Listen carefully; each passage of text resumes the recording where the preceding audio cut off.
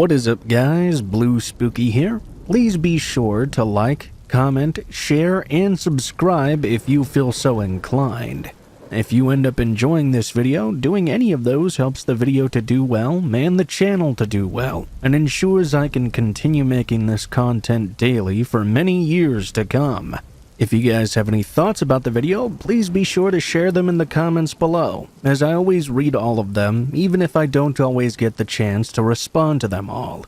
Last but not least, if you guys would like to support the channel further than you already do just by watching, liking, subscribing, and all that, please be sure to check out the join button somewhere around the subscribe button.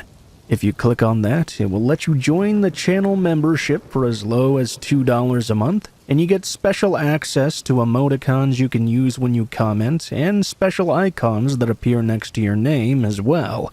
No content will ever be locked behind the paywall. It's just something extra you can do if you'd like to support the channel further. Without further ado though guys, we'll get right into the stories, and I hope you guys enjoy them. Have a great day. I was in my senior year of high school about 10 years ago. I grew up as a sort of outcast. I wasn't bullied or anything, but I also didn't really have any friends. I didn't mind that solitary lifestyle though. I went through school, then would come home and play video games and lose myself in digital worlds. That was my escape, so to call it. My home life wasn't what I would call bad either. It was just my dad and I loved my dad a lot. He worked so much to provide for me, and when I was young, maybe 10 or 11 years old, my mom got involved with some bad people and their hobbies, if you know what I mean. My dad didn't want to expose me to that world anymore, and we eventually moved away. It was quite messy, but it was for the best. He tried getting her help throughout the years, but she always turned it down. That was all until one day when she just went off the grid completely. It was sad, but we both moved on, and when I got older, he would have to leave for the weekend once a month for his job. I didn't really mind though. It may seem crazy to people to leave someone at that age home alone for a weekend, but my dad trusted me a lot. One specific weekend during senior year, when my dad had left for the night, I started my normal routine. My pops would leave some money behind in order to order some pizza and some soda. We never had soda in the house normally, so getting a 2-liter with the pizza was like a double treat for me. My night was beginning to play out just like every other night I was home alone. I demolished the pizza and drank most of the soda, and after a little breather on the couch, I went to my room and started playing some PlayStation. And that's how I spent most of my weekends, even if my dad was home. I would usually play Call of Duty, but Grand Theft Auto Online had just come out, so I had been spending quite a bit of time playing that. After a few hours of that, I decided to play the single-player story mode. The older I got, I seemed to play the story mode in games less, but for some reason on this night I wanted to play something with some more substance, even if it was GTA. Since I wasn't playing online anymore, I took my headphones off. As much as I game, I hate wearing headphones for long periods of time. They really hurt my ears, you know. I'd been playing for a little while when I thought I could hear something coming from downstairs. There weren't any loud or crazy noises really. It was just these sort of small vibrations and little bumps. Now, I've been home alone a ton of times, and I didn't remember ever feeling any of those vibrations or hearing any small noises like that. At the same time though, it was such a small noise that it wasn't alarming enough for me to actually freak out. It was a little after 1 in the morning. I think it's in all our subconsciouses to be a little on edge when you're home alone at that hour. Every few moments I would hear this little scuffling noise. I paused the game and tried to listen in. When I listened, I would mostly just hear more silence, maybe an occasional little bump or something. Because I was home alone, of course the quick thought of an intruder crossed my mind. I'm embarrassed to say, though, that at some point I thought to myself that ghosts could be causing this. I debated back and forth with myself about this for about 30 minutes. Finally, I paused the game and went over and sat in my computer chair to just listen in fully for a few minutes, without listening to the sound of gameplay or anything else. I noticed that the sounds were happening more regularly now, those little bumps and such. I'd initially blamed it on cracking pipes or house noises, but they started to happen more and more often. The little vibrations I could feel were now happening almost every second. It was like my dad might be downstairs, but the only thing missing was hearing his voice. The thought of my dad coming home early had crossed my mind, but he would have called me, or at least poked his head in the room to see if I was still awake. Was I just being paranoid? Was I getting myself all worked up for nothing? I decided I had to go downstairs and check it out to prove to myself that nobody was in the house. Clearly, I was just letting my imagination run away from me. I crept slowly down the upstairs hall and made my way to the top of the staircase. While I was slowly heading in that direction, the muffled sounds were getting much louder, and I started to fear the worst. I thought of calling the police. I was too anxious in that moment, though. In my mind, I was thinking to myself, what if nobody's there and I waste the police's time? When I got to the bottom of the stairs, I saw a light illuminating the dark walls coming from the other side of the house. The kitchen light was on. It's possible I'd done that myself, but I was fairly certain I had shut the light off before heading upstairs. I was practically crawling my way to the kitchen. I was moving slowly. When I was only a few feet away from the kitchen doorway, I could hear what sounded like someone rummaging through my cabinets. That was accompanied by a soft humming voice. I was half expecting to see some big, burly, scary burglar, but the voice indicated something else entirely. I peeked my head around the corner when, next to the kitchen sink, I saw a very small woman. Her hair was extremely wild, flowing out in every direction. I had my phone in hand, ready to call the police. The situation had me frozen in terror, but also incredible curiosity. I realized that this woman was singing Disney songs to herself. I almost fainted right there, because instinctively I knew who this person was. It was my mom. She was singing the same songs she would sing to me when I was very young. It was one of the only memories of my mother I actually had left. I couldn't move. I must have been trembling because she heard me. She turned around and a big smile lit up her face. Even though this was my mom, it was not the woman I remembered. Her teeth looked rotten, and her eyes looked like they were sunken into her face. A voice that should have been soothing was now unnerving. "There's my baby. What are you doing awake at this hour?" I didn't respond. I just stood there like a statue. She came over to me and put her dirty hands on my shoulder. "What am I going to do with you? Your father, he's always changing out cabinets. I swear that man doesn't listen." She then started to laugh. But it wasn't charming or calming. It was like she wasn't really there. She turned back around and started humming, and started going through the cabinets again. I broke out of my trance and went to my room. I locked the door and called the police. I called my dad, too. My dad made sure I was in the bedroom with the door locked. He didn't give me any details, but he said there was a good chance my mother was dangerous, and I needed to be safe just in case. The cops showed up, and I heard an altercation start downstairs. I could hear my mom yelling at the police to get out of her house. The police knew the situation from myself and my dad, and I heard a brief struggle, then silence for a few moments. I heard a cop shout my name and tell me it was all right for me to come downstairs.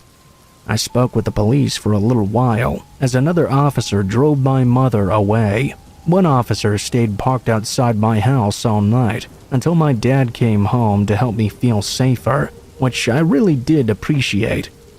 He spoke with one of the officers. I could tell by reading my dad's body language that he was uncomfortable. and we were potentially fortunate to avoid something horrible happening. My mother actually had 2 knives on her when she was apprehended. One knife she must have had when she broke in, and the other knife was a sharp kitchen knife that belonged to my dad, which she'd stuck in her pocket when she was in the kitchen. She never used them, but the fact that she had them was enough to freak me out. The most terrifying part of this horrible nightmare, though, was that my mother had no idea where we lived. Well, she wasn't supposed to have any idea. We moved away, and we moved far away. My dad never told my mom where we'd moved to protect me. She'd broken into the house by breaking one of the downstairs windows and crawled in. I didn't hear it at all, so that must have been when I still had my headphones on or something. The thought of my mom just humming and walking around downstairs, potentially waiting for my dad, while I had no idea, still freaks me out to this day. It's been about 10 years now, and I've only seen my mother twice since that night. She's been in some type of institution for years now. She has no memory of that night, but in all fairness, she doesn't have much memory of anything at all. It's sad, but it's true. Every time I hear those Disney songs, I sort of freeze up. I just hope one day I can forget about the fear I felt that night and find a way to remember my mom in a more positive light.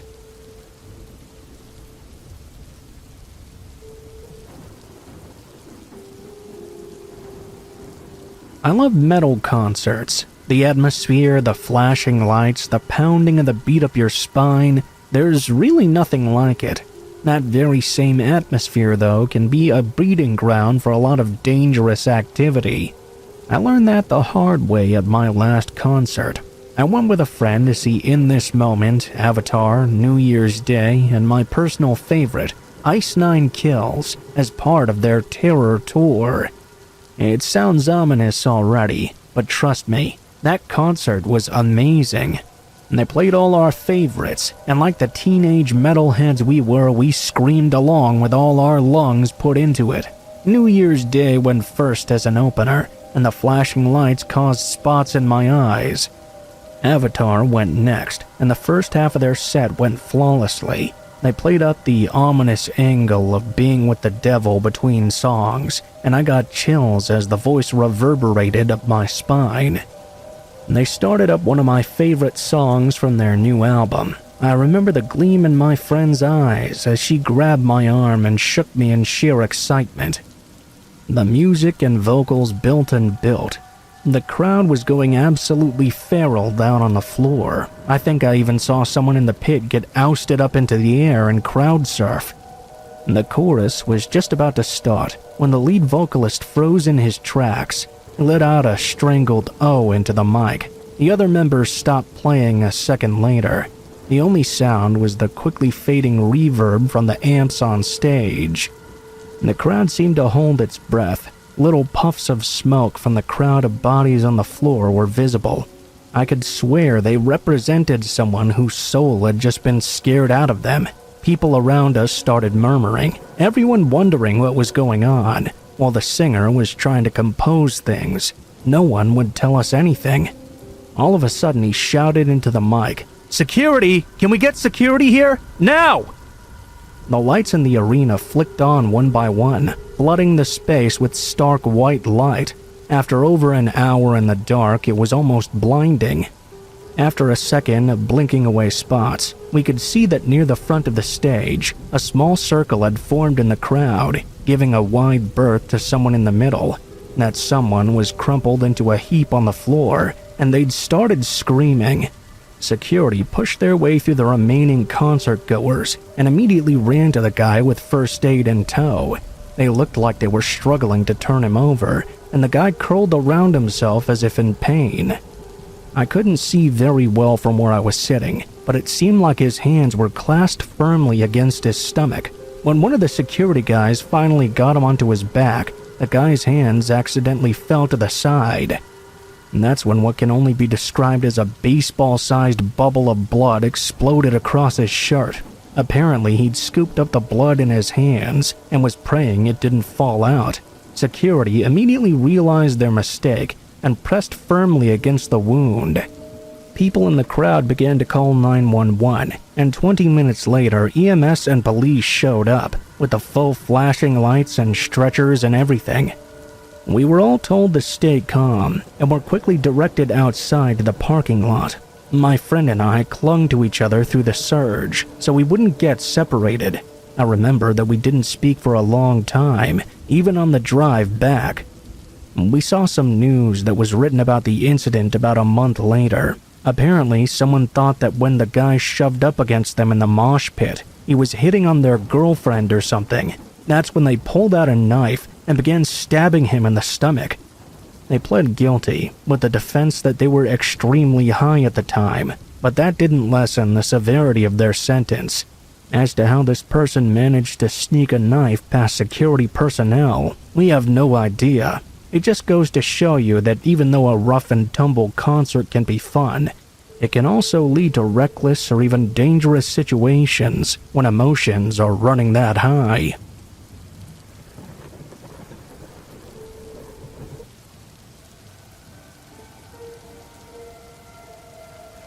This happened last January. I had taken a week off from work following New Year's, mostly in the hopes that everyone else would be back at work by then, and I could enjoy the week without it being very busy everywhere and having to work all by myself. My plans consisted of shopping around and really just chilling at my apartment by myself. On the day this happened, I was out driving around in the snow, making my way to a few stores. I then made my way back to my apartment by 7 p.m. I went inside and cooled off, then took a seat on the couch with some snacks I'd just gotten. I was watching TV and even dozing off a little bit from the long day out from the house, when at some time around 8:30 or so, the PA system in my apartment buzzed, meaning that someone was outside and wanting me to let them into the building. I had no plans for anyone coming over, so I had no idea who it could possibly be. They buzzed my room again and again, so I got up and went to the window that faced the front of the building. I tried not to lift the blinds too much, only enough for me to peek out and see who it was at the door to the apartment building. There was a large man outside. It was still snowy out and kind of dark, but I could tell he was older, mid-40s or so. I could also tell I had never seen him before in my life.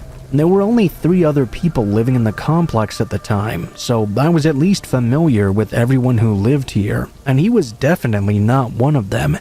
I also figured that if he did live here or was visiting one of the other people, then surely they would let him in instead. I walked over to the PA system and muted it, then got back on the couch and continued watching TV. I really didn't put any more thought into it, and even dozed off several times in the next hour.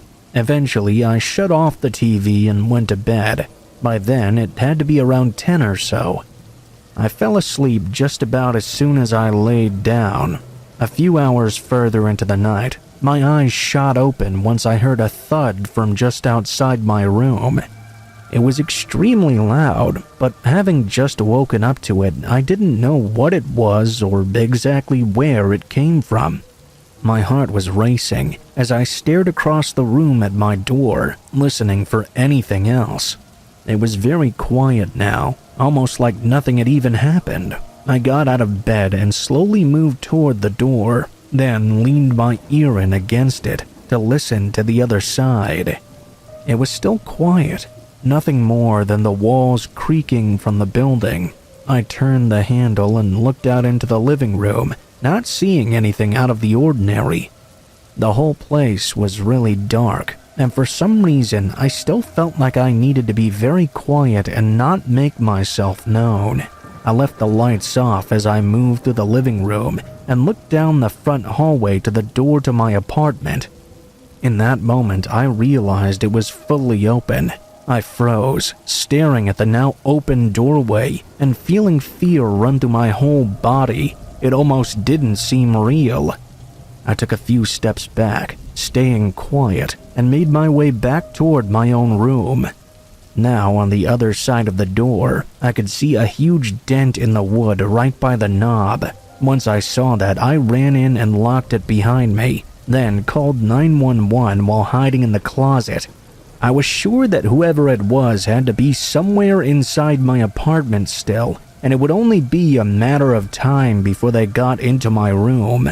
As I waited for the police to arrive, the apartment stayed silent, however.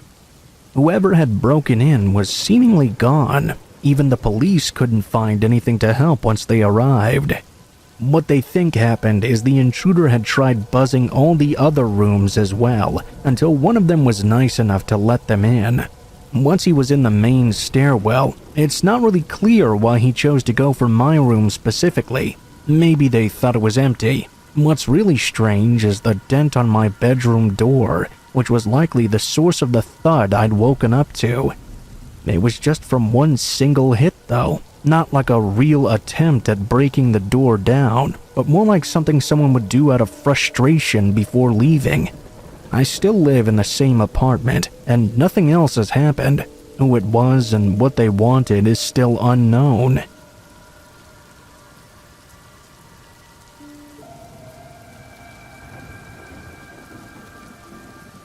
This is something that just recently happened. I guess it's more strange than really horrifying. I don't know if you'll get scared when hearing it, but I got pretty scared while I was experiencing it. I live in a rural area just outside of a really small town. It's pretty cool, by the way. I get the experience of living in the country while simply being able to walk into town if I need to. I could drive, but if I think the weather is okay, it makes more sense to walk and get the exercise I feel. So the other day I wanted to walk into town and visit the liquor store. That was another reason that I walked, because I thought that if I was going to drink, I should probably walk beforehand as a way to earn what I was doing, sort of. It was nice outside anyway, not too cold as it had been recently. The dirt road I lived on went downhill, then connected with a highway. I had to walk along the highway to the main road that led to the shopping area by where we lived. This was all set by the exit of an interstate, so there were a lot of shops in the area. There was only a couple of gas stations alongside the regular highway though. As I got to the bottom of the hill, about to turn onto the highway, I noticed there was someone walking behind me. As he passed me by, since I wasn't walking too quickly, he turned around and looked at me. While this wasn't an unusual thing to do, he kept eye contact with me longer than someone normally would. He almost looked like a character from The Hills Have Eyes, and the look on his face was complete contempt. Needless to say, it was very unnerving. What he did next, though, right after he passed me by, was just really strange. It turns out he was carrying a pencil in his right hand. There was a small abandoned building right before the gas station, and we were both walking through its really small parking lot. He walked up to the sidewalk in front of the small building, leaned down with his pencil in hand, and drew a line that went across the entire length of the sidewalk. He walked on toward the gas station on the left side of the road, while I went across the road, since I had to cross it anyway. I watched him at the gas station, drawing his pencil along the sidewalk in front of it as well. Then afterward, he went inside. I hoped that would be the last time I would have to interact with him. I just kept walking and turned on the road that all the businesses were on. I had a bit of a way to go. When I crossed down a side street, however, I noticed someone walking down it toward me. I was a bit unnerved when I realized it was once again this weird guy with his pencil. I tried my best to walk a little faster. I didn't think he had any reason to care about me at all, but I kept noticing him going up to businesses and doing that pencil thing. I was fortunate the guy kept doing this, because I was just walking in a straight path without making any stops. There was no way he would be able to catch up to me. The closer I got to the store, I stopped noticing him walking behind me. I went inside, got the stuff I had to get, and began on my way back. I was really happy that I didn't see him right away. I was even happier when I kept not seeing him as I walked along the road, and turned back onto the highway where I'd first interacted with him. I didn't have any real reason to think he was dangerous per se, but the look he had given me and the really weird behavior was just telling me something was off about him. Mostly though, I had forgotten about it when I reached the original building I had run into the guy at.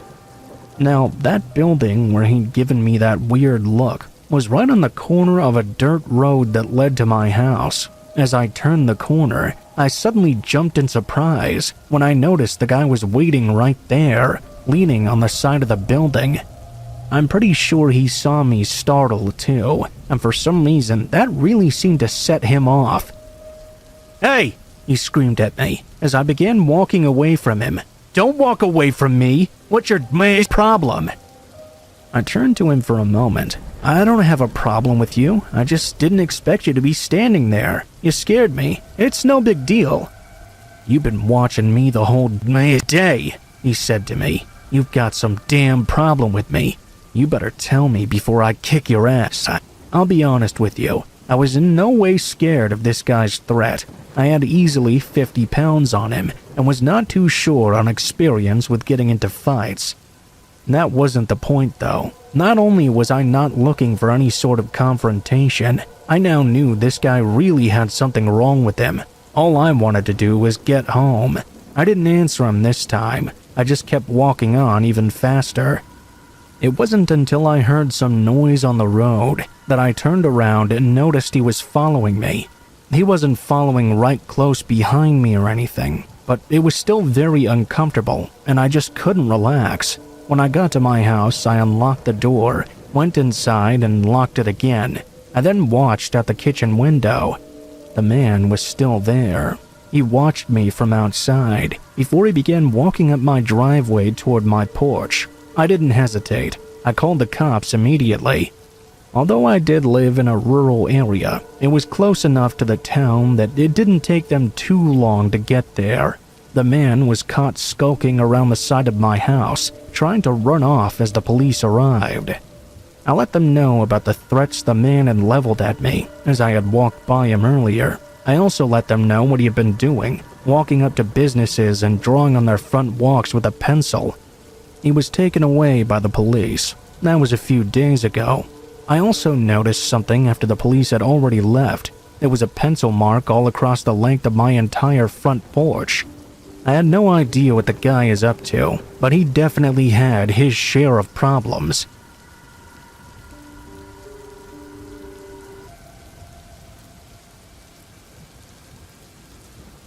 I'm an 18-year-old guy who lives with his mom. We don't live in the house I grew up in, but we are in the same neighborhood as my grandma's house, and only a minute away from all our aunts, uncles, and cousins.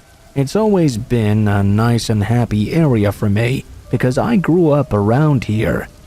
To say it plainly, I love this place, and I feel comfortable almost everywhere in this city. Nothing bad has happened to me or any of my family members while we've lived in this town. It's close to the Gulf of Mexico, and it's full of chemical plants, thus workers from chemical plants and their families. Most people mind their own business and have a lot of respect for hard work and integrity. Of course, there are some crazies living here though. There was a body recently found in a storage unit. It was a woman who was murdered by her husband. He wasn't charged because he committed suicide shortly after. A man who used to work at the same power plant I work at now was arrested for killing a woman with his car, then driving away. The point being that sure, sometimes bad stuff does go on here, but most of the time it's all okay. That's why I think this event was such a shocking thing to me. It was a typical Thursday. I woke up at 7 a.m., went to work, and got off at 4. I went home and did all the normal stuff I usually do. Took a shower, played some video games, smoked a little weed, then ate dinner. Pretty good evening so far. My mom's friend April came over and stayed for a couple hours. She lives a block away and walked over, but didn't want to walk alone in the dark. My mom told me at around 9 p.m. that she was walking April back to her house, and it would only take a few minutes at most. I said, "Alright, I'll see you when you get back." Then they left. No more than a minute later, I thought I heard tapping on my window. It was so light and inconsistent, though, that I still didn't know if anyone was actually tapping. I felt a little paranoid, so I turned on some music to distract myself. I turned it down a minute or two later, though, when I thought I heard my back door open.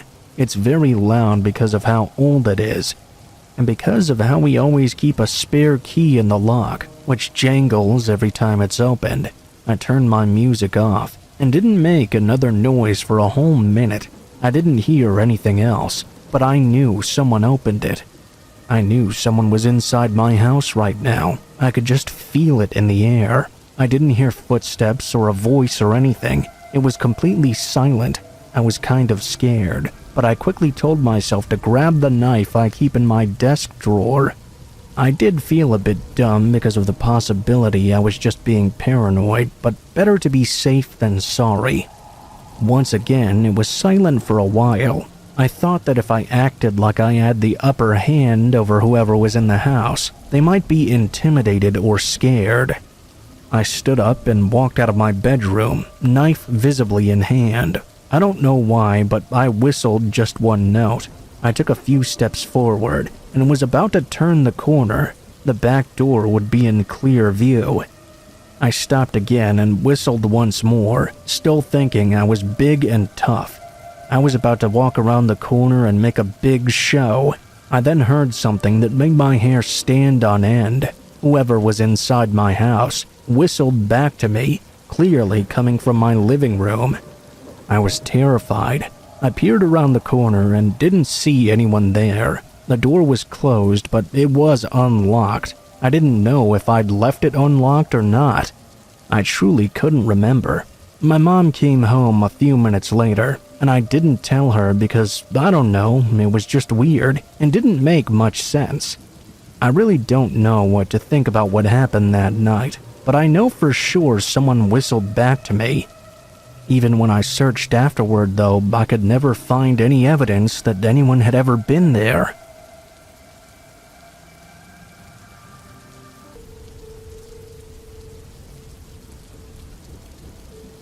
Against all our better judgment, my roommate got us an apartment on Craigslist. We were scrambling to find a place before we graduated college, desperate for our independence, and for her to avoid flying across the country back home. The rent was cheaper than any other place we'd looked at. We'd have to heat it ourselves and pay for internet, but hey, beggars can't be choosers, right? It turned out to be a trailer for rent on the landlord's personal property. It was pretty nice, all things considered. Carpeted floor, a spacious and open kitchen with a bar setup, and 2 large bedrooms. It was all open in a pretty blue color too, which added to the value of the place for us. There was even a garden set up out front, with some flowers already in bloom. My roommate had communicated with the landlord a couple of times. Well, I'd only ever seen him once by the time he gave us the keys, so while we didn't know him that well, he seemed like a perfectly average guy, middle-aged with a wife and young grandkids, well-meaning as well. He was skeptical of us being so young, since most of his tenants up till this point had been older retirees, but once he saw that we never threw huge parties or missed a rent payment, or had our music turned up too loud, he started to quickly relax. That's when things got weird, though. It was in small ways at first, things you wouldn't really notice, or you might even find thoughtful. He drove by often to make sure everything was working okay. He'd offer us rides into town for work, and once even wanted to pay for our groceries for no reason at all. We thought we'd hit the landlord jackpot, and were ready to live the rest of our 2-year lease worry-free. Things quickly escalated when he asked my roommate out to dinner.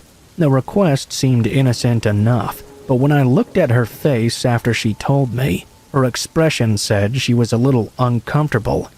I asked if he meant both of us, as a get-to-know-you sort of thing, or if he did that with all his tenants to build a better relationship. After some serious thinking, though, we decided he had not-so-good intentions, and just let his offer hang in the air. Maybe he'd get the hint that she wasn't interested, without any of the complicated stuff that might come with directly turning him down. My roommate didn't bring it up again, and life went by as normal for a couple of weeks. He still seemed friendly and still offered us rides to work if we needed it, but every once in a while we noticed he would look a little angry. Then a smile would slip on his face, and he would return to his usual self, almost as if it was a mask he put on. He must have sensed we were quickly cooling off about him, so he pressed to go out to dinner with my roommate again. This time he made it clear that I would not be invited along. This time it was also over text. So my roommate at least had something in writing she could turn to if things escalated further. And escalated was much too small a word to describe what happened next. He started to drive by our place in his white truck every single day. Sometimes he wouldn't even say anything, just sit out front with the engine running. I always felt a cold chill run down my spine whenever he turned up, and I can't even imagine how my roommate must have felt every time we heard his truck rev outside. It got to the point where we put our shades up in the living room almost 24/7. It was a real shame, because we both loved the sunlight that came through the space. It led to our new home feeling oppressive, dark, and gloomy. More than once, my roommate said she felt as if the walls were closing in on her. In a sense, they were. She rarely went outside unless she had to, just in case the landlord was skulking outside. Even then, she asked me more often than not to go shopping for the both of us. The one silver lining in all of this is that between the two of us, we were able to compile quite a bit of evidence. The text conversations, detailed notations of when he would do his little drive-bys, his attitude whenever he saw us, the pressure to get my roommate all alone. The problem was finding a place to live if he kicked us out for going to someone with this. Rent in our area is not cheap, and it took us forever to find the trailer in the first place, so we either had to move fast with a big chunk of money or cut our losses. The other part we were concerned about was the landlord doing something even more drastic if he felt insulted, following us, breaking in, or worse. Either way, something had to be done. We arranged a ride with a friend to take us to the local police station and booked it off the property so the landlord wouldn't catch us leaving. Unfortunately, since the guy hadn't technically broken the law or done anything illegal, they couldn't do much more than contacting him via letter and advising him to leave us alone.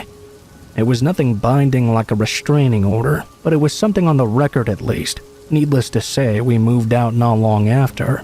I live in a small apartment that rents from a well-established renting company now, and I've never taken up offers from Craigslist again. As far as I know, neither has my roommate, but I can't exactly say for sure.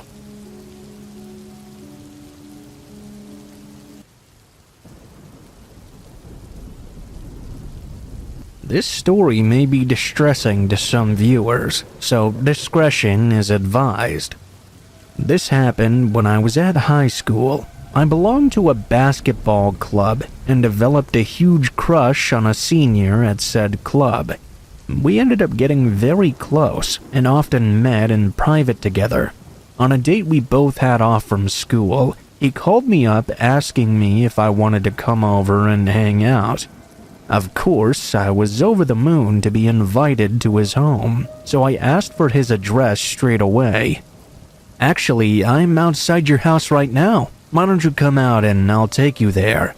I went out there as fast as I could. Sure enough, there was a car waiting outside our family home. But there was some weird guy I had never seen before, sat with my crush in the car. I got in the car anyway, and he spun around. He said to me, "Let's go have some fun." With that, we pulled away from my home, and I wondered where the hell we were going, or what the hell we were going to do. As the car rumbled through the countryside roads, the car suddenly stopped. and my crush blurted out, "I have something to do. I'll be back as soon as I can." He left the car and left me there. Oh God, why are you leaving now? I said that in my head, but I trusted that he would be right back just as he said he would. I felt lost and confused, but I tried to just enjoy the drive as the other guy picked it back up. After a while, the car stopped, and we arrived at a house that I knew was not my crush's house. The nameplate outside was something completely different. The guy in the car then asked, "Why don't we go in and have a drink while we wait for him to come back?" I felt obliged to accept his offer, as he was friends with my crush apparently. When we went inside, though, I could tell immediately something was wrong. I was getting a very bad vibe. Loads of my new acquaintances' friends were sat around a table. It freaked me out. Why was I brought here, I wondered. The people there were being very nice to me, though. Before long, night arrived, and I had mentioned a few times my desire to go home before it got too late. No one really batted an eyelid to this request, though. I really started to worry now, so I kept stating that I wanted to go home ASAP. I got an incoming call from my mom, and one of the guys there started to go crazy at me when I excused myself to try and answer it. He snatched the phone right out of my hand. This was no longer a friendly or normal situation. The man who took my phone told me I would not be going anywhere. I judged the situation as best I could and came to the conclusion that I had been brought here by my crush to these strange men. Perhaps they were small-time yakuza or something like that. It seemed as if I would be spending the night here, possibly much longer. My heart ached, and I just wanted to see my parents again. It was a feeling I wouldn't wish on my worst enemies. Before I knew it, I was bawling my eyes out. They ushered me into another room and told me to go to sleep. I tried to think on my feet. I opened the door as quietly as I could and listened in on the men's conversation. From what I could hear, it went something like this. "We'll get a good price for her from the Koreans. The poor girl, huh?" I couldn't believe I was listening to them discussing my future. After they finished talking, they came upstairs and locked my door. I got in the bed. There wasn't anything else I could really do. I'd resigned myself to my fate and come to the terms with the idea that I wouldn't see my parents or friends ever again. I tried to psychologically prepare for whatever would happen next. I saw the early light of morning, and I needed to go to the bathroom. I knocked on the door, and someone came to open it. My heart was pounding again. "I don't want to have to do this, but if you try to escape or go somewhere I can't see you, then..." He trailed off, but his threat was obvious. "I won't try to escape," I whimpered. As I said those words, I apologized from the bottom of my heart to my parents. Life in abduction went on this way for a week, until one night I was forcibly woken from my sleep and dragged out to a car so violently by the man who'd picked me up originally. I was thrown in and the engine started. We pulled away, and I had no idea where we were headed. To the Korean side, I'd guess. It had been so hard in these last days and nights to escape reality. I couldn't even comfort myself with family memories, as it would have just been too painful. I was losing my mind. I was ready to die. I couldn't physically cry anymore. I was absent-mindedly gazing out of the passenger side window when I started to notice a million things from my neighborhood. The car then pulled to a stop right in front of my house. "Go," said the man. I got out and he pulled away into the night. He must have felt some sympathy for me, I guess, or his conscience kicked in or something. To this day, I have no idea what caused his change of heart. I was dumbstruck to be returning home safely. I went inside my family home, a place I thought only moments ago I'd never see again. My mother rushed downstairs. She must have heard me come in. She was so angry because I was young and stupid. I thought telling her about what happened to me would get me in more trouble or make her worry, so I just told her I'd been staying with a friend the whole time. She screamed at me for not getting in touch with her once during the last week. My mother still doesn't know what happened, and it's 10 years later. I went back to school after, and I couldn't find a single trace of my crush, that senior who'd gotten me into that mess in the first place. He must have ditched town before handing me over to those men. I hope he can sleep at night, but I hope he's tormented and tortured by his guilt. It was truly a terrifying event, but I'm very lucky to say I'm living well these days. I'm living happily as well.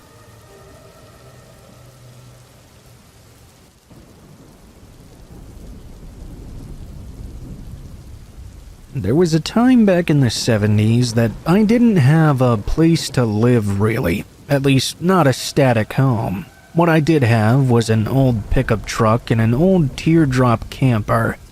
I was able to do odd jobs here and there to get some money for gas and food. It wasn't too difficult back then, finding places to park in order to get some sleep. Mostly though, I would just find myself a nice place off the beaten path where I could have some privacy. Mostly when you find a place to spend the night back then, you would be able to sleep throughout the whole night. Occasionally, depending on where you were, a police officer or a park ranger may come along and tell you to move. Rangers rarely did that though, unless they suspected you of doing drugs or some other illegal activity. I somehow doubt that nowadays young people could get away with that as easily as we did back nearly 50 years ago. I don't have a lot of stories really that are too interesting in a scary way from the times I lived out of that camper. There is one single story though that I recall, which when I tell people about today, it sends chills up their spine. It happened while I was traveling through the mountains. There were a lot of off-roads you can take into the woods. Occasionally, when I had a sufficient amount of food, I would take off to one of them, park my truck and camper, and spend as much time there as I could, before it was time to go off and find another job, just to turn around and do it all over again. This was during the colder months, even for being out in the mountains. Despite that, there hadn't really been much snow at all during that time. It was still during the period when leaves and needles were turning brown, and the leaves were beginning to fall. This particular night was about the third night in a row that I had been lodging out in that spot, and the first night of some extremely strong winds.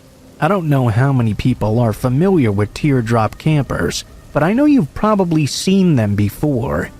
They're those really tiny trailers you see being pulled around that are shaped like teardrops. There's not really much room inside them, but if you don't really care about space in the first place, then that won't really matter to you.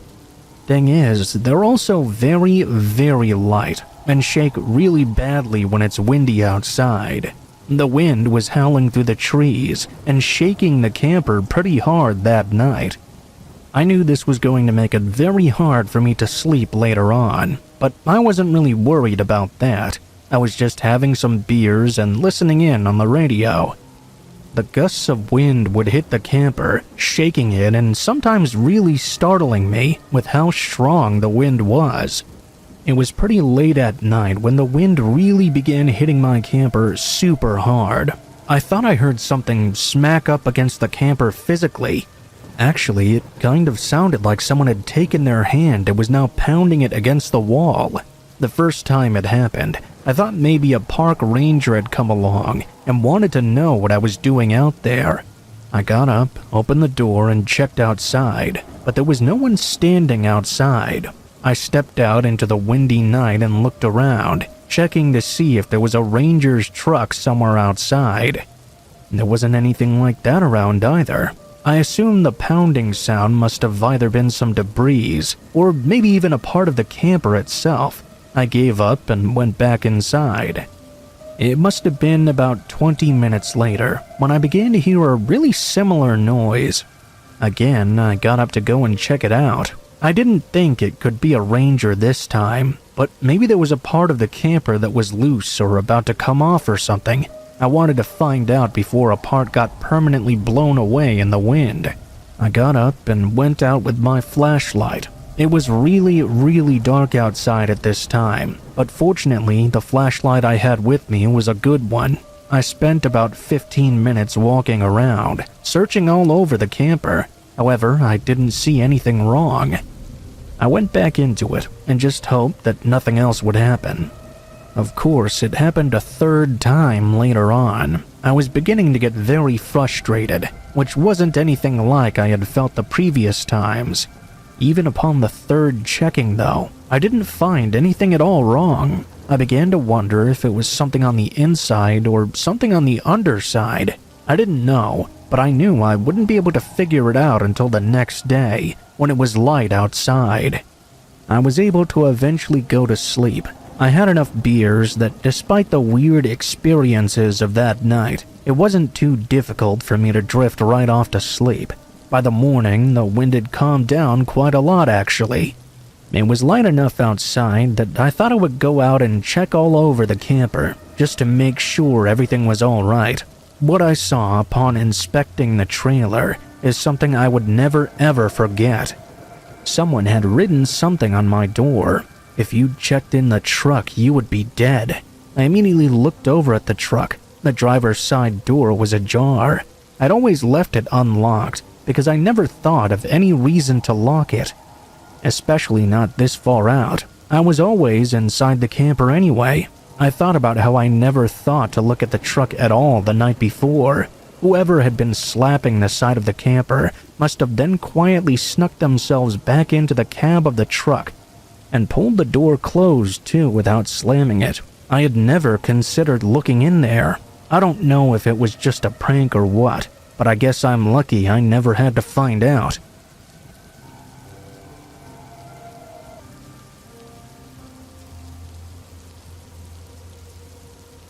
About 5 years ago, my husband Adam and I decided it was finally time to start looking to purchase a house. We'd always talked about buying an old fixer-upper home because we've had the idea that they hold more charm and character. Plus, we can appreciate a place that has its own quirks, and we love the thought of turning something run down into something beautiful again.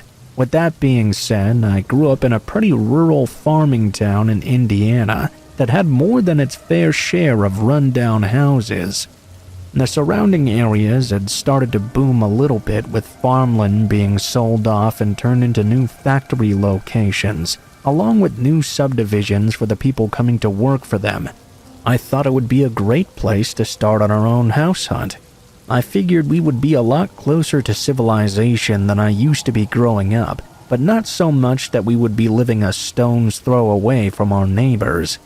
Adam and I decided to take a drive one summer Sunday afternoon so I could show him some of the back roads of my hometown, and also see what some of the properties we checked out online looked like in person.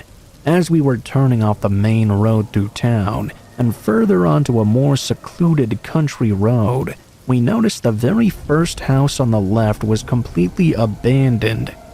We pulled into a small patch of the yard where the grass was shortest and where a gravel driveway used to be to further investigate this place. It was painted a deep green color, which made it almost invisible against the tall grass, sticker bushes, and weeds that had grown up around it. There was a massive tree in the front yard, and the branches and leaves helped to camouflage this place even further. The house looked as if it were at least 100 years old, and it looked like it had sat empty for decades. It looked neglected, weather-worn, and in some major need of love. In that moment, it seemed perfect. There was nothing but woods across the street, and no neighboring houses in sight. Adam and I thought it probably wouldn't hurt anyone if we just trespassed a little. I completely justified my reasoning by thinking that we were interested in buying this property. We were not here to cause trouble. We were doing someone a favor. We could take this burden of a house off someone's hands. We just needed to take a look around first. That's all. It's not like there were any no trespassing signs anywhere, so I was perfectly armed with my newfound inflated ignorance and arrogance to assess the property. He walked carefully through the brush toward the left side of the house, where we noticed a well that was still standing, complete with a bucket, a rope, and a handle, and the original overhang as well. My excitement for a picturesque country home was building. Directly across from the well, there was a side entrance into the house to what looked like an added-on mudroom.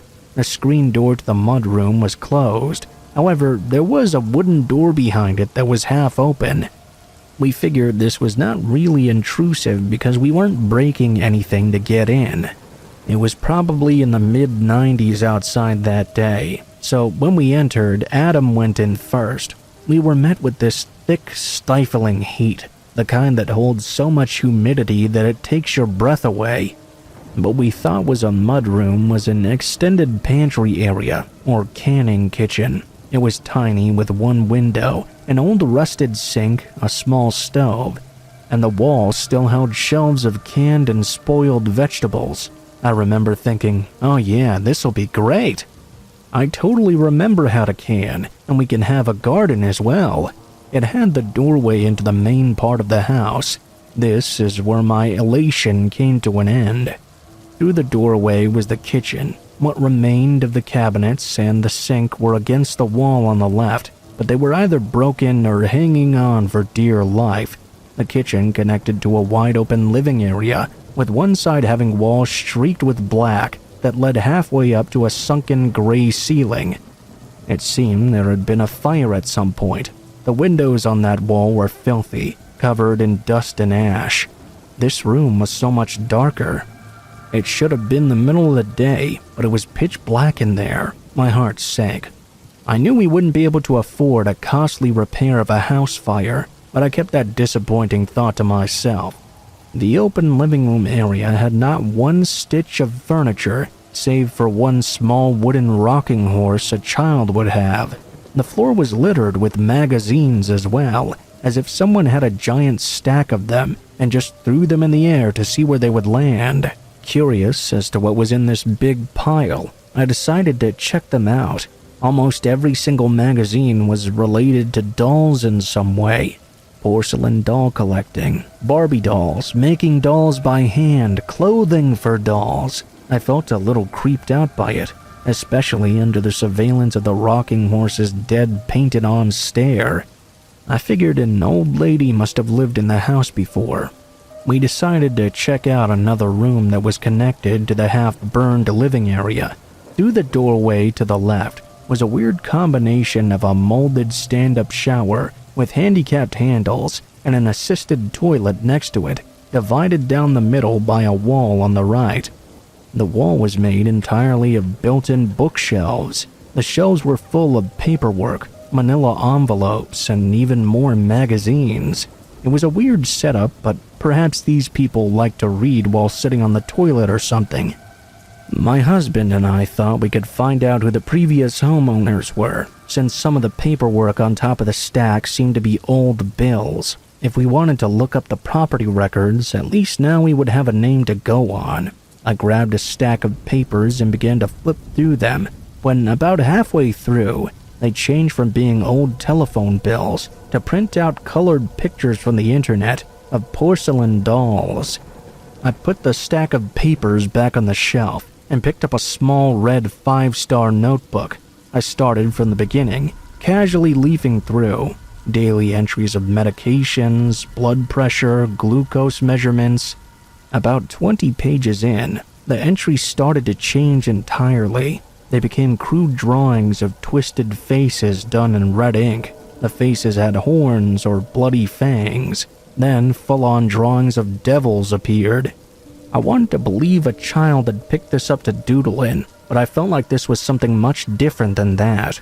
After the drawings, the notebook became someone's personal journal, and what I assumed was an elderly man's cursive handwriting. It told of how he knew he was coming toward the end of his life, and how he remembered being just a young boy when his mother passed away. He described in detail how the wake for his mother was held in the front room of this house, and how during those nights he crawled on top of his mother's body in her coffin to sleep. I couldn't believe what I was reading. A sudden rush of goosebumps came over me. I immediately showed it to Adam, flipping to the pages of devils and snarled faces, then read aloud the stranger's memories, just to see if it was the same the second time around. While I was reading the rest of the notebook, he continued rifling through the mountains of papers. One stack not only had more printed pictures of dolls, but now they contained pictures of real women in torture bondage, ball gags or electrical tape placed over their mouths, jumper cables on them, being hog-tied with rope. Sometimes there was more than one woman in the picture. It felt as if a brick had been tossed into my stomach. For some, those images wouldn't be disturbing, but in the context of our visit, my panic was starting to grow. I was torn between wanting to find out more and getting the hell out of this house. Adam reassured me that while it was on the creepy side, it wasn't anything to lose my mind over. The burned-out living area was separated from the rest of the house by a staircase. The staircase had a room directly across from it, and a small hallway on the other side that led to the main room at the front of the house. We debated on going up to the second floor, but decided against it. We already felt as if we were roasting in an oven, and were unsure of the stability of this second story. Going into the room across the staircase, we noticed a few more doll magazines on the floor. There were also scattered plastic doll pieces here and there. To the left was the original fireplace with a couple tiny vases on the mantel. Smack dab in the middle was a framed picture of an elderly couple, smiling and happy. These certainly weren't the type of people that would have pictures of women bound and gagged hidden away in their bedroom. To the right was a big bay window, and smack dab in the middle was a yellowed piece of paper with faded black printed handwriting on it. It was for anyone on the outside of the house to see. It said, "If you're here to talk about Jesus, go away." Something in my brain was now starting to nag me. Something wasn't computing correctly for me. Thinking back, my mind was putting together that an elderly couple in this town would more than likely be pretty religious, and by the super small chance they weren't, it would have been gossiped about for sure. Had someone seen that in the window? It was as if the house had held two very different personalities within. I told my husband I wanted to go into just one last room down the little hallway, and then I would be ready to leave. Going down the small hallway, it became darker and cooler. It took a few seconds for our eyes to adjust to the difference in lighting in here, but the change in air was noticeable immediately. It was as if we had stepped into a cave. The smell was dank and left a dampness on our skin. Once things came into clear focus, that's when we saw it. The main reason our senses had shifted so quickly. There was a large hole in the floor. At first, we thought that perhaps the wooden floor was so weak it had simply caved in on its own, or the roof had leaked and caused this exact area of the floor to rot away. Upon getting closer, though, it became obvious this was not the case. The hole was about 5 feet across and went straight down into the earth. There was about 2 feet of space between the remaining floor and dirt. This hole was there because it had been made there. My husband and I looked at each other. My heart was racing so fast that I thought it would burst in my chest. I said aloud to him while pointing, "What the hell is this? Why is this here?" I panicked, my breathing becoming more rapid and shallow. Nothing was making sense, and yet the thoughts that had been running in the background of my brain were all coming together like a jigsaw puzzle.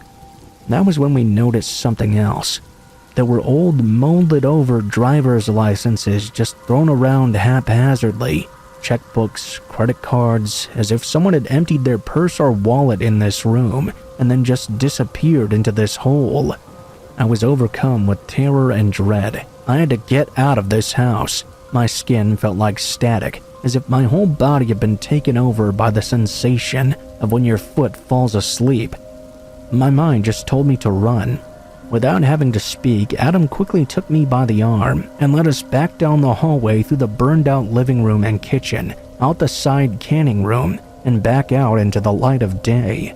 We ran back down the mangled and tangled driveway to the car. Thinking back on it, I got the eerie feeling we weren't the only two people in the house that day.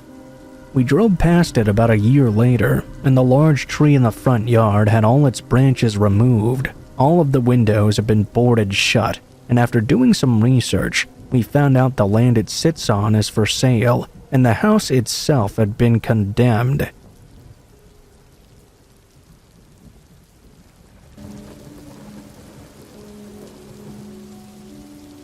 Growing up, the way I would describe my grandmother's house was brown.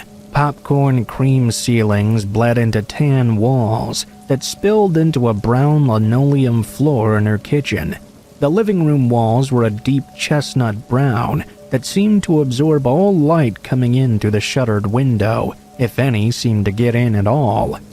Even the carpet covering the rest of the house was brown, chocolate to be exact, or perhaps the color of mud depending on how you looked at it. All in all, the house had a dark, dreamy effect to it that I really couldn't explain until much, much later in my life, and by that time the explanation horrified me. This isn't one of those stories where your relative turns out to be a murderer or goes crazy and tries to kill you. This is a different, more subtle kind of horror. The kind that anyone can face anywhere at any time without even knowing, especially if you're a child or someone who doesn't recognize the danger. And it all started with the carpet. From early elementary to 6th grade, I would go to Grandma's after school most days so someone could watch me while my mom went to work. She worked nights in the next town over, which my grandma also happened to live in, so it worked out. Everything was fine for a countless amount of days. Me, my grandma, and my parents had a routine going. My mom would drop me off, I would watch TV and eat dinner with Grandma. Then my dad would come get me a few hours later, when he got off work for the day. It wasn't a perfect routine looking back, but it worked well for our family. I would lay on that carpet for hours, brushing my hands over the soft fibers, and even pressing my face down into it to use it as a pillow. It always gave off a unique smell I couldn't quite place. Damp, kind of musty. It was almost overpowering at times, enough to routinely make me sick. Though I didn't know that was what was happening at the time. I would just get a runny nose and a pretty bad cough every few weeks. My parents chalked it up to a bug going around at school, but it was much more than that. Around that same time, my grandma's health began to rapidly decline as well. She developed a cough that lasted for months, and she started to have tiny gaps in her memory. Small things at first, like where she'd misplaced her keys. She also seemed more frail than before, as if she didn't have the energy to move around much at all. I realized that part might have come from just aging, but something didn't seem right about it. When I was 12, my parents finally decided I was old enough to stay home for a couple hours after school, which gratefully lightened their workload for the day and their gas money. Strangely enough, within only a single month, my symptoms entirely disappeared. The smell still lingered in my memory, but I was all in all a healthy kid once again. The same couldn't be said for my grandma, though. Her physical and mental health rapidly declined. Eventually, she had to be moved to a nursing home when I was 16, and that's when the terrible truth was discovered. Her entire house had been infected with black mold, inside the walls, down through the cellar, and most notably directly under the thin brown carpet that coated the living room, the same carpet I pressed my face against day after day for years, indirectly inhaling hundreds of mold spores. Now, that may not seem like the scariest thing in the world. After all, molding food in your fridge just gets thrown away and forgotten in 5 minutes. But let me tell you about the effects of exposure to black mold, especially when it's long-term. Body aches, pains, wheezing, cough, shortness of breath, memory issues, and weight loss, all leading to the most dangerous outcome of all, mycotoxicosis, or mold poisoning. Now it all made sense. My constant illness, Grandma's frailty and memory issues, everything. With how much mold they found in the house, we were being poisoned the entire time. My parents immediately rushed to get me checked out, but fortunately, no long-term damage had taken place, and I was able to fully recover. My grandma was a different story, though. Living day in and day out in that mold-infested house had accelerated her developing Alzheimer's, and she never fully recovered.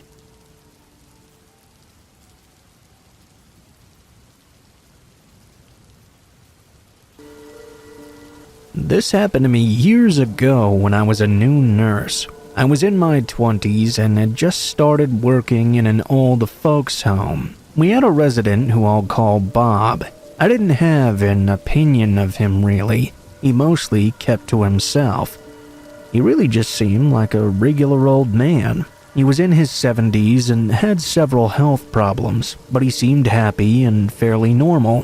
One day it was just him and I had to give him his medication.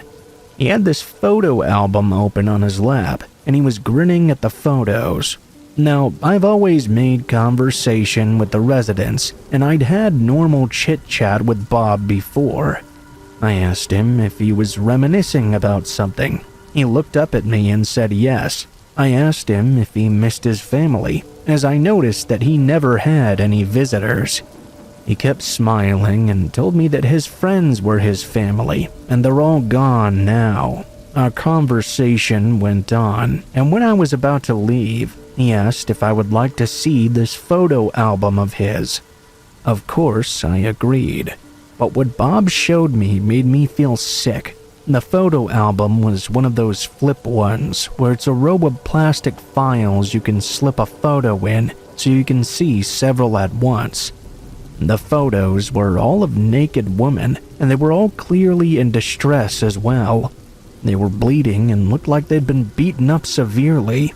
Pain and humiliation was etched all over their faces. They were bound and gagged in disgusting poses. One woman in particular, it felt like she was staring right into my soul, like she was really right in front of me pleading for help. The look in their eyes is what really got under my skin. I felt sick. My blood literally ran cold. I didn't know what to say. I knew Bob couldn't exactly hurt me because he was too weak and old, but I also had this thought that if I reacted in a certain way, he'd get off on it. It was like in that moment I just realized what a sick and deeply disturbed man Bob was. He stared at my face, obviously waiting for a reaction that I did my best not to give. It felt like hours passed, but it was probably less than a minute or two. He looked away from me and back to the photos, holding the album like he was presenting a priceless artwork. He smiled at the photos and told me in a wistful voice that he used to be in a biker gang. Those women were the stock. He said that him and his friends could fuck them whenever they wanted. I must admit that in that moment I felt like knocking Bob out, but I knew I had to remain calm. Something told me he would get off on it if I started shouting at him. Instead of doing anything, I just left the room without a word. I didn't know what to do, really. I still had other medications to give out, so I finished that first. I then took a minute to myself and thought that if I was a smoker, now would be the perfect time to light one up. I was angry after Bob's revelation. Whether the story was true or not, he clearly loved hurting women to have those photos in such an album. I decided to tell a higher-up. They checked Bob's room and somehow they never found the album itself. I know 100% sure that I didn't imagine it, nor was it a dream though. I have no idea where Bob hid it or the photos, but he must have known I'd report the incident. He must have stashed them somewhere. I just don't know where. Of course, they didn't search until later the next morning at like 10 a.m., so I suppose he had plenty of time to hide them away. I continued giving Bob his meds, and he never acted differently. I was always very reserved towards him after that, though. Those photos still trouble me to this day, and I believe they'll haunt me forever. I wonder how many of those girls are missing today. Are they even alive? Was he a kidnapper or what? I just don't know. I've heard stories of gang members using women like objects and using them. But I don't really know much about it. It's a messed up world we live in, and I try not to think too much. Memories like this have a way of rearing their ugly head occasionally, though. I wonder why Bob even decided to show me these. Did he want to relive his past and thought showing me and making me freak out would be fun? What would have happened if I started shouting at him? These are answers I'll never have. I'll never understand how someone can be so twisted and depraved like that. At the end of the day, all I can really do is pray for the women in those photos, that they're at peace now wherever they are.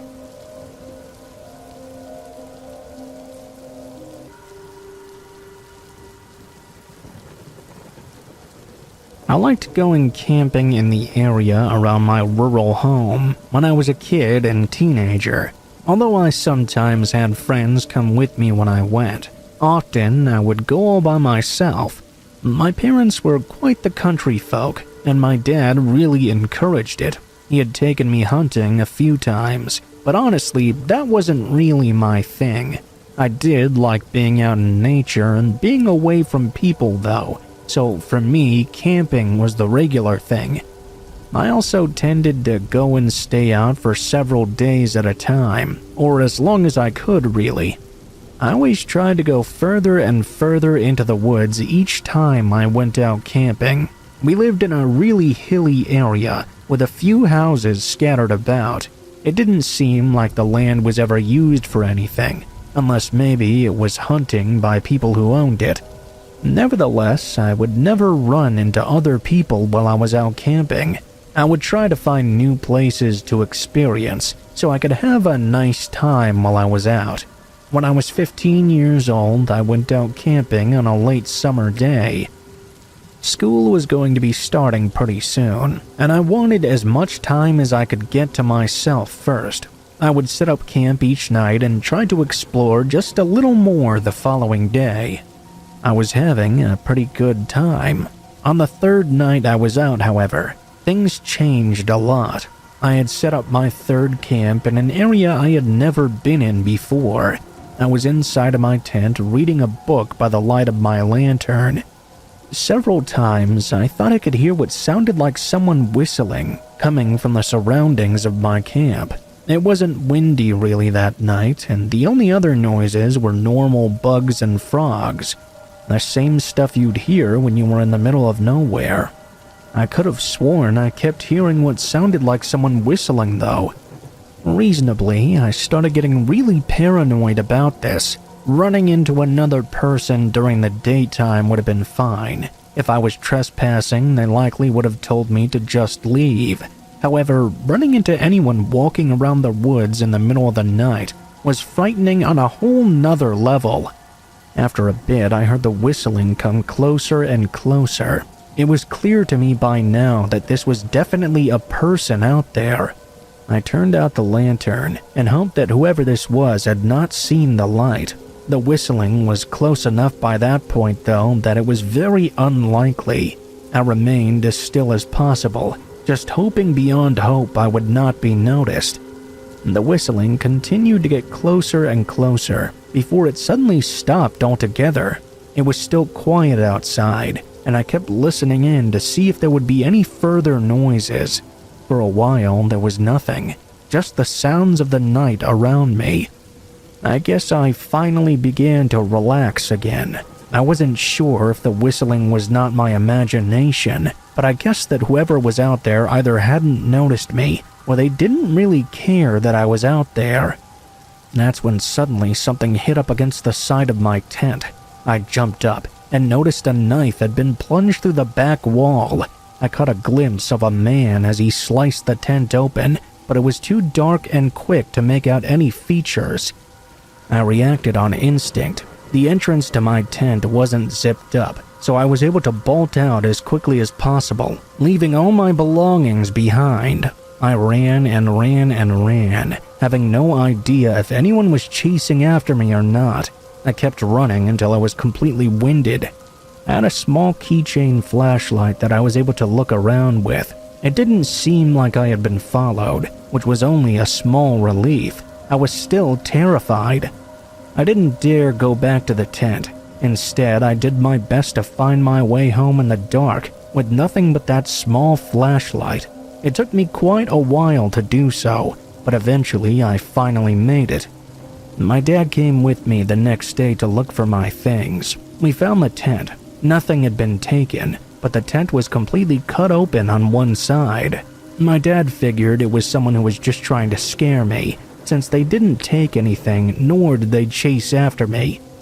Regardless though, it was still scary, and it did keep me from camping, for a little while at least.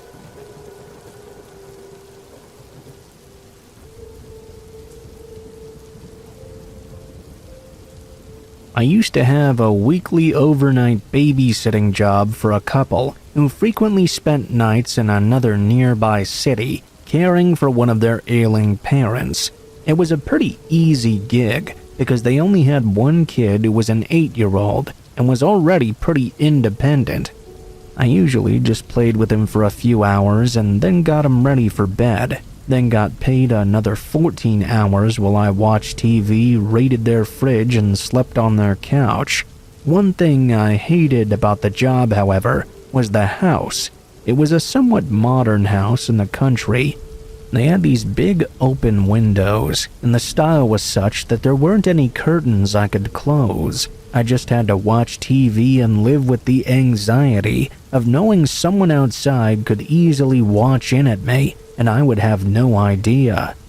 One night, I was sitting down in the living room when I thought I heard a strange noise. I turned the volume on the TV down, and sure enough, what I just heard was a slight tapping noise. I looked around and didn't see anything out of place, so I assumed it must be a noise from a tree or something outside. Every time I turned the volume back up, though, I heard that same tap. Finally, I turned off the TV altogether and started walking around the house. As my eyes adjusted to the darker room, I saw a man outside the window, fingernail pressed to the glass, making that tap-tap-tap noise. He was smiling at me. I freaked out and went upstairs to check on the kid. The worst part is that there was not a phone upstairs, so I had to creep back down to grab a phone and call the police. I tried to avoid looking back at the window, but I snuck a glance. Sure enough, he was still there, just watching me as calmly as ever.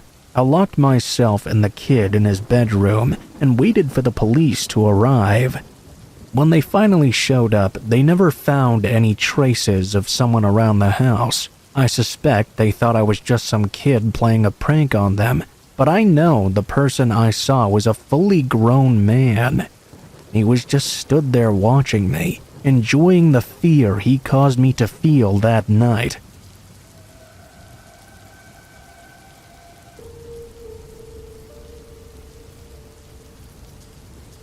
The Taste of Waterville, Maine is an annual food festival that showcases food from every corner of the town and basically gives locals and outsiders alike a taste of everything it has to offer. It has everything you could think of: small independent Thai places, chain chicken wing restaurants, family-owned pancake restaurants, and even a place where breweries could sample their products. That last part is pretty significant, because last time I went, I had recently turned 21 and was legally able to buy drinks from the stands if I wanted to. I did take advantage of that. The 21 plus section was located a little removed from the rest of the festival, surrounded by ropes so those without a blue wristband couldn't get in so easily. It was right next to a big field where a band played for the festival guests. This is relevant because I'm pretty sure I got a new sample drink every time a new song started.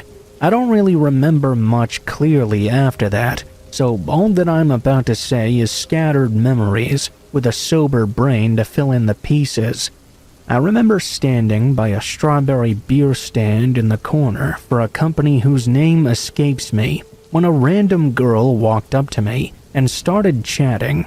She said her name was Amanda, and I'm not gonna lie, she was pretty cute. She had long blonde locks in a braid, was athletic looking, and wearing glasses as well. Exactly my type, really. She was extremely physical right away, touching my arms and all that, and complimenting me quite a bit. I'd never really received that sort of attention from a girl before, so I've got to be honest, I was really into the vibe we were building. I wanted to get to know her, so I drunkenly offered to buy us some food, and she agreed. Together, we waited in line for some chicken wings. I was weirdly happy to find out we both liked them on the spicier side, and grabbed a table. I sat across from her, just chatting about anything we could think of really, messily eating wings and having an amazing time. I remember the top of her head had a pink tinge from the sunset behind her, which made her look even more beautiful to me. Through the haze of beer, I was determined to get her number, so I asked her outright. She seemed kind of surprised but happy at the same time, and took out a Sharpie of all things from her bag, wrote her number right across my arm. It was just like in all those movies I'd seen. Then she smiled at me. Her eyes sparkled with mischief, as she suggested going back behind the trees for some privacy, if you know what I mean. Who was I to say no, especially with my inhibitions removed? She grabbed my arm and practically dragged me through the crowd. A little ways out from the festival was this old footbridge that spread across to an adjacent river. It was lined on the other side by an old abandoned toll shack and a stretch of trees, the perfect place for the amount of privacy we needed. I remember my shoes clacking hard on the wood as Amanda led the way. My gaze was drawn to the river. The water was rushing hard, and it turned a deep blue-black with the already set sun. I remember vaguely thinking the bridge might snap and send us tumbling down 40 feet. I quickly got over it as we reached the shack, though. Amanda pulled me inside with a strength she didn't look like she had. I was on cloud 9, anticipating the first kiss and everything that happens after. That's when Amanda's entire personality changed, and things went to hell. She scowled and pressed me against the wall, hands on my chest. I leaned toward her to ask what was wrong, when someone ran up behind her and punched me square in the face and pushed me down to the ground. I could only see that the person was big and a guy. He kept wailing on me. My eyes swam, and the last thing I remember is looking up at Amanda, who then started laughing. I woke up a few hours later with one hell of a headache and a hangover. I felt exhausted, disoriented. I couldn't remember where I was or why I was here. When I tasted blood on my lip, it all came flooding back. The festival, the fountain of beer, Amanda. My wallet and phone were missing, so I couldn't call anyone for help, or even what time it was. My only option was to stagger out of the shack and stumble across the bridge, face coated in what felt like a thick layer of dried blood. It felt like my nose was out of shape as well. Maybe broken, maybe not. Eventually, a lady on the road asked me if I was okay, and if there was someone she could call for me. I said yes, and she even offered to drive me to the hospital. My nose was definitely broken. Aside from the corrective surgery, there wasn't much they could do. I'm still breathing okay, by the way. As for Amanda and her partner in crime, they were never found. I don't know if that was even her real name. They did try the number she wrote across my arm, but that turned out to be a fake too. Lesson learned. Don't let random cute girls drag you across a bridge without being sober, I guess. Or at all, really.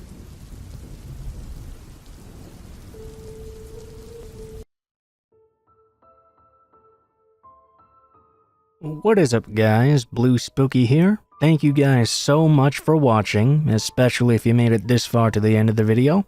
If you liked the video, please be sure to like, share, comment, and subscribe if you feel so inclined. If you have any feedback for me as well, be sure to leave that in comments below the video. If you guys have a story you'd like to send in, or if you'd like to contact me for any reasons, there will be links to my social media in the description below the video, including my Facebook, Gmail, and Twitter accounts. go ahead and send me a message on any of those, and I'll try to get to you as soon as possible. If you do decide to send in a story, please be sure to include in the tagline what the name of the story is if it has one, what type of story it is if it has one, and how you'd like to be credited in the description below the video. Please make sure to include as much detail as you feel comfortable with and try to use as much proper grammar as possible to make sure you have the highest chance of appearing in a future video. Overall, I think that's pretty much it for now, guys, so thank you so much for watching, and I hope you guys have a great day.